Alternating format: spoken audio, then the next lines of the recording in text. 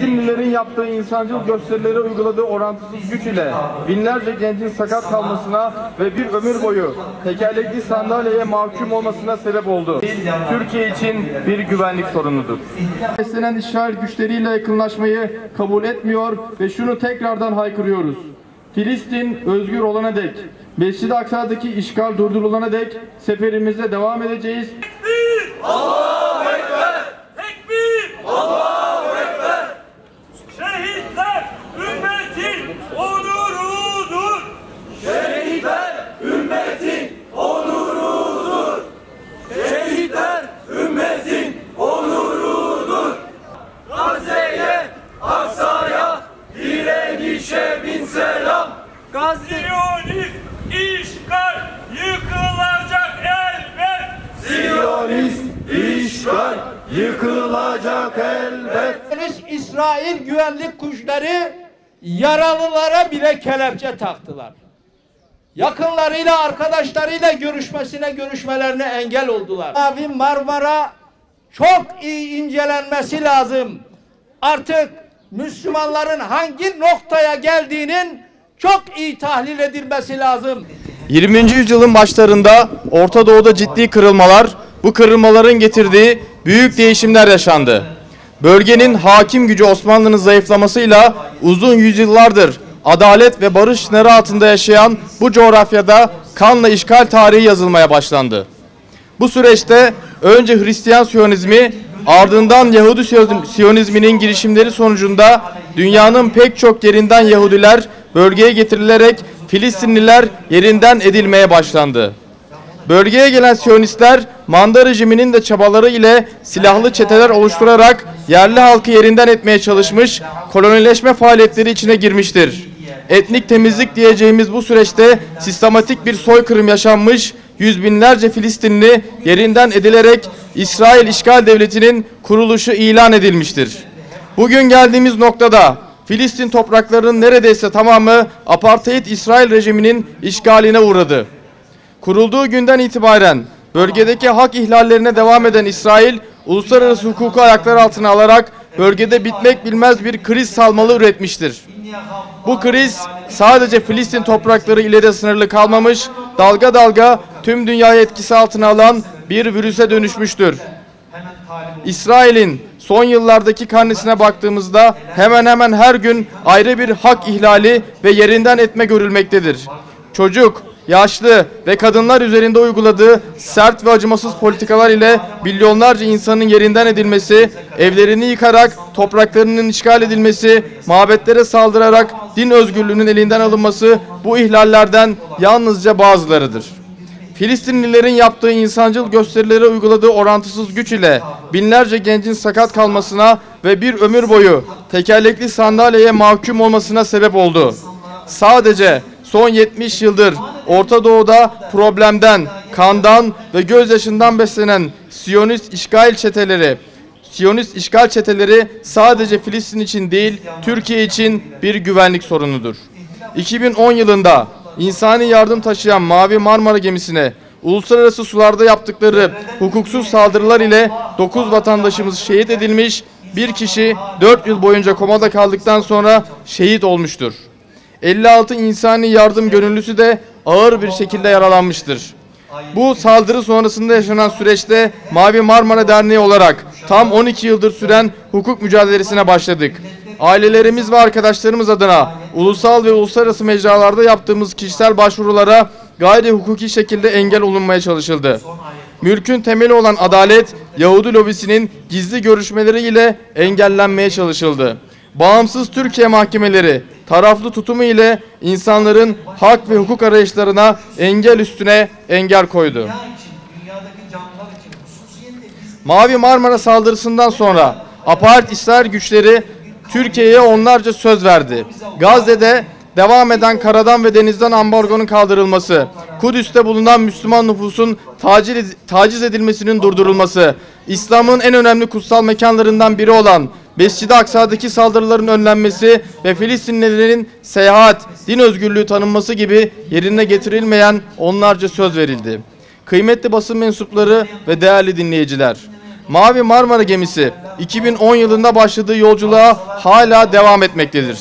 Dünyanın farklı ülkelerinden bir araya gelen, farklı dillere sahip 700 kadar yolcu bundan 12 yıl önce Gazze'ye insani yardım ulaştırmak için yola çıkmıştır. Mavi Marmara ile beraber 8 gemiden oluşan Özgürlük Filosu neredeyse her gün insan hakları ihlallerinin yaşandığı Filistin coğrafyasını tekrardan dünyanın gündemine taşımayı başarmıştır. Bugün geldiğimiz süreçte İsrail işgal güçleri Filistin'in her bölgesinde uyguladığı yıkım ve göç politikası ile bölgede daha fazla problem üretmekte ve kendi ırkından başka bir millete yaşam hakkı tanımamaktadır. İyi bir insan olmanın verdiği özelliklerden biri de mazlumdan yana olan tavrımız dün olduğu gibi bugün de devam etmektedir. Buradan şunu tekrar belirtmek istiyoruz. Mavi Marmara yoluna devam etmektedir. Kutlu Sefer rotasını hiçbir zaman değiştirmemiştir. Kandan ve gözyaşından beslenen işgal güçleriyle yakınlaşmayı kabul etmiyor ve şunu tekrardan haykırıyoruz. Filistin özgür olana dek, Mescid-i Aksa'daki işgal durdurulana dek seferimize devam edeceğiz ve mazlum coğrafyalar için her zaman ilk günkü samimiyetle yola çıkmaya hazırız. Değerli kardeşlerim, sözlerimi fazla uzatmak istemiyorum. Çok söylenecek söz var. Şu anda dünya çapında İsrail'le yakınlaşmalar, bütün bu olaylar ve şu anda İsrail'de Mescid-i Aksa, Kudüs'te Mescid-i Aksa'da İsrail bayrak yürüyüşü adında Mescid-i Aksa'yı adeta işgal ediyor, Müslümanların sinir uçlarına dokunmaya çalışıyor. Ne yazık ki üzülerek ifade edeyim, artık Müslümanlar refleks vermiyor. Sinir uçları harekete geçmiyor. Yani bizim ırzımıza, namusumuza, şerefimize, onurumuza dokunuyorlar. Ve hala İslam ülkelerde şu anda İsrail'le iletişim kurmaya çalışıyorlar. Şu anda Dışişleri Bakanımız 2 gün önce İsrail'deydi. İsrail dediğimiz yer Kudüs. Kudüs. Çünkü Batı Kudüs'te İsrail'in bütün yönetimleri Kudüs'e taşındı. Bakanlıkları, başbakanlıkları, dışişleri bakanlıkları onlarla irtibat için Kudüs'e, İsrail'le ziyarete gitti. Orada tabii ki Mescid-i Aksa da ziyaret edildi. Türkiye'den geldiği için bir takım misafirperverlikleri de gösterildi. Ama orada bulunan Filistinli kardeşlerimiz, gençlerimiz Dışişleri Bakanımıza şöyle hitabede bulundu. Sayın Dışişleri Bakanımız, biz sizi İsrail'le normalleşme süreci için buraya beklemiyoruz. Siz Fatih'in torunlarısınız. Biz sizi Türk askeriyle buraya bekliyoruz mesajını verdiler. Çünkü İsrail zalimdir. İsrail haindir. İsrail güçten başka türlü anlamayacak dünya çapında ayrı bir güruhtur. Hepiniz hoş geldiniz. Elbette Mavi Marmara yoluna devam ediyor. 12 yıl önce çıkmıştı. Bu sefer devam ediyor. Biliyorsunuz Mavi Marmara'da 10 tane şehit verdik ve 10 tane şehidin kanları Gazze'nin sahillerine ulaştı. 56 tane gazimizin kanları Gazze'nin şehitlerine ulaştı, sahillerine ulaştı. Bu şerefli Türkiye halkı, bu şerefli Ankara halkı, bu şerefli Türkiye'nin şehirleri kanlarını Kudüs için, Gazze için akıttılar. Yine akıtırız, yine akıtmaya devam ederiz. Hiçbir çekincemiz yok. Hiçbir normalleşmeniz, hiçbir anlaşmanız bizi ilgilendirmiyor. Biz alnımızda, zihnimizde, kalbimizde, ilmi çalışmalarımızda, gencimizde, yaşlımızda, kadınımızda, çocuğumuzda hep Kudüs'ü taşıyoruz. Ve Kudüs'ün özgürleştirileceğini hayal ediyoruz. Kudüs'e dua ediyoruz. Kudüs'ü doğan çocuklarımıza öğretiyoruz. Siz zannediyor musunuz? Bu gençler artık bunlarla ilgilenmiyor diyor zannediyorsunuz. Hayır. Türkiye topraklarının şerefli gençleri Kudüs'ü alınlarında ve kalplerinde taşıyorlar. Allah'ın izniyle oranın özgürleştiğini göreceğiz. Allahu Teala Kur'an-ı Kerim'de şöyle buyuruyor. Bakara suresinde biz sana Furkan'ı verdik. Ya Rabbi biz Furkan'ı verdik. Arkadaşlarını verdik. Bu Kudüs'ün özgürlüğünü bize nasip etmez misin? Ya Rabbi bunların hatırına bize bunları göstermez misin? Ya Rabbi biz de Furkan'ı verdik. Furkan'ı ve arkadaşlarını verdik. Ya Rabbi buranın özgürlüğünü şu nesillere nasip et. Hepinize teşekkür ediyorum. Bu programımıza katılan basın mensuplarına, Ankara Sivil Toplum Platformu üyelerine, İnsan ve Medeniyet Hareketi yöneticilerine ve Peygamber Sevdalıları platformuna teşekkür ediyorum. Allah razı olsun. Mavi Marmara yoluna devam ediyor. Kudüs özgürleşene kadar. İnanın Kudüs özgürleştikten sonra da devam edecek. Dünyanın tüm halklarını, tüm mazlum ve mağdur insanlarını özgürleştirene kadar. Hepiniz Allah'a emanet olun. Biz sana Furkan'ı verdik ya Rabbi. Sen de bize Gazze'yi ver. Kudüs ümmetin kapanmayan yarası. Filistin Müslümanların dinmeyen acısı. Terörist İsrail buna rağmen tüm dünyanın gözüne bakarak her türlü zulmü işlemekte. Daha dün bayrak yürüyüşü adı altında terörist çeteler Mescid-i Aksa'yı kirlettiler ayaklarıyla. Fakat dünkü görüntülerde şöyle bir şey vardı. 80 yaşlarındaki bir annemiz beli ikiye bükülmüş.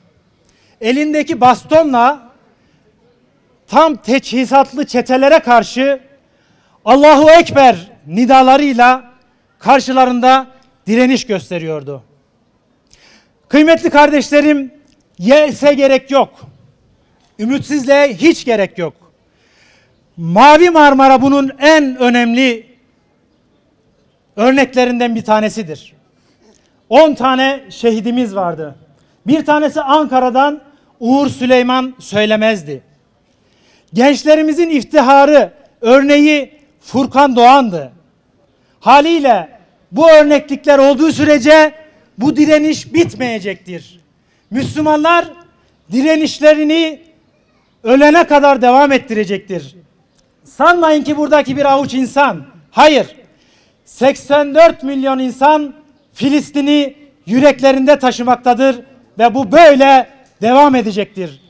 Terörist, Siyonist çete bunu böylece bilsin ve unutmasın. Şehit Fahri Yaldır. Burada. Şehit Çetin Topçuoğlu. Burada. Şehit Cengiz Akgül.